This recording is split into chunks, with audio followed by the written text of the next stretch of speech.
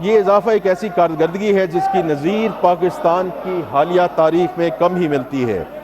یہ صرف محصولات میں اضافہ نہیں بلکہ پاکستان کے ٹیکس نظام میں ایک اسٹرکچرل تبدیلی ہے۔ میں اس ایوان کو بتانا چاہتا ہوں کہ اس تبدیلی کی قیادت خود وزیر اعظم پاکستان میاں محمد شہباز شریف صاحب کر رہے ہیں، جو ہفتہ وار اجلاسوں کی خود صدارت کرتے ہیں اور پیش رفت کا جائزہ لیتے ہیں۔ جناب اسپیکر، اس تبدیلی کے ٹھوس ثمرات سامنے آ رہے ہیں۔ سب سے پہلے پروڈکشن مانیٹرنگ کا نظام ہے، جس میں مرکزی ڈیش بورڈز، ویڈیو انالیٹکس اور ٹیمپرنگ الرٹ سے مدد لی جا رہی ہے۔ یہ نظام 27 سیمنٹ فیکٹریوں اور 75 شوگر ملوں پر نافذ ہو چکا ہے۔ صرف ان 2 شعبوں سے سالانہ بنیاد پر تقریباً 61 ارب روپے اضافی ٹیکس متوقع ہے۔ اس کے علاوہ آرٹیفیشل انٹیلیجنس اور مشین لرننگ پر مبنی کمپلائنس مینجمنٹ کا نظام 840 سے زائد ہائی رسک کیسز کی نشاندہی کر چکا ہے، جن کا متوقع ٹیکس امپیکٹ تقریباً 34 ارب روپے ہے۔ اس طرح فیسلیس کسٹمز اسیسمنٹ کے ذریعے ہم نے امپورٹر اور کسٹم افسر کے درمیان براہ راست رابطے کو کم کیا ہے، جس سے نہ صرف پر کنسائنمنٹ محصولات میں اضافہ ہوا ہے بلکہ ہراسانی یا آپ ہراسمنٹ سمجھ لیں اور رشوت کے امکانات بھی کم ہوئے ہیں۔ جناب اسپیکر، آنے والے مہینوں میں پروڈکشن مانیٹرنگ کے نظام کو نئے شعبوں تک توسیع دی جائے گی، جن میں ٹیکسٹائل، مشروبات، آئرن اینڈ اسٹیل، گھی اور خوردنی تیل، ٹائرز، پیپر اینڈ بورڈ اور دیگر شعبے شامل ہیں۔ یہ توسیع ملک کی منظم صنعت کے ایک بڑے حصے کا احاطہ کرے گی۔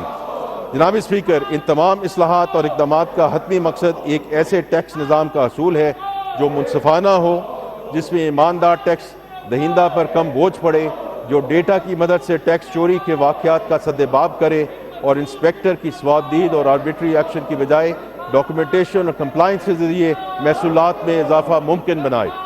ہماری یہ کاوش محض زیادہ ٹیکس کے حصول کا ذریعہ نہیں بلکہ ریاست اور شہری کے درمیان اس بنیادی سماجی رشتے کی تجدید ہے، جس میں شہری کا ریاست پر اعتماد بحال ہو اور ریاست شہری کی محنت کا احترام کرے۔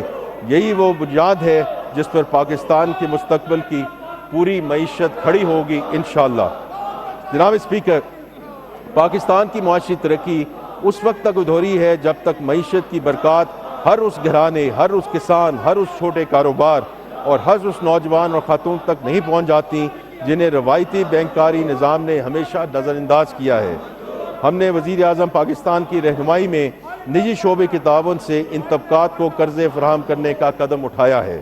اس حکمت عملی کے تحت 5 اہم اسکیمیں متعارف کرائی جا چکی ہیں، جن کی تفصیلات میں اس معزز ایوان کے سامنے پیش کرنا چاہتا ہوں۔ نمبر 1، سب سے پہلا منصوبہ زرخیزی کے نام سے شروع کیا گیا ہے، جس کے ذریعے 7,50,000 چھوٹے کسانوں کو بلا ضمانت مکمل طور پر ڈیجیٹل عملے کے ذریعے 300 ارب کے قرضہ جات فراہم کیے جا رہے ہیں۔ اسی سلسلے کی دوسری اسکیم وزیر اعظم کا اپنا گھر پروگرام ہے۔ اس کم لاگت وزیر اعظم ہاؤسنگ فائنانس اسکیم کے ذریعے کم اور متوسط آمدنی والے طبقے کو صرف 5% مارک اپ پر مارٹگیج کی سہولت فراہم کی جا رہی ہے۔ اور میں اس میں صرف ایک ذکر کرتا جاؤں کیونکہ وزیر اعظم پاکستان نے اس میں کل خود ایک میٹنگ کی جس میں یہ پورا کلیئر ہو چکا ہے کہ اس میں 90 بلین روپے کی جو لونز ہیں وہ اپروو ہو چکے ہیں اور 11 بلین روپیہ ڈسبرس ہو چکا ہے۔ ہماری حکومت کا تیسرا اہم قدم پاکستان ایکسیلریٹڈ وہیکل الیکٹریفیکیشن اسکیم کا اجرا ہے، جس کے تحت ای بائکس اور ای رکشوں کی خریداری کے لیے سبسڈائز فنانسنگ فراہم کی جا رہی ہے۔ اس سلسلے کی چوتھی scheme prime minister's fan replacement program, جس کے تحت ملک بھر میں پرانے زیادہ بجلی خرچ کرنے والے پنکھوں کی جگہ کم بجلی استعمال کرنے والے پنکھے لگائے جا رہے ہیں۔ ہماری حکومت کا 5واں اقدام سوشل امپیکٹ فائنینسنگ ہے، جس کے تحت 2 پروگرام شروع کیے گئے ہیں۔ ان میں سے پہلا پاکستان سکلز امپیکٹ بانڈ کا اجرا ہے،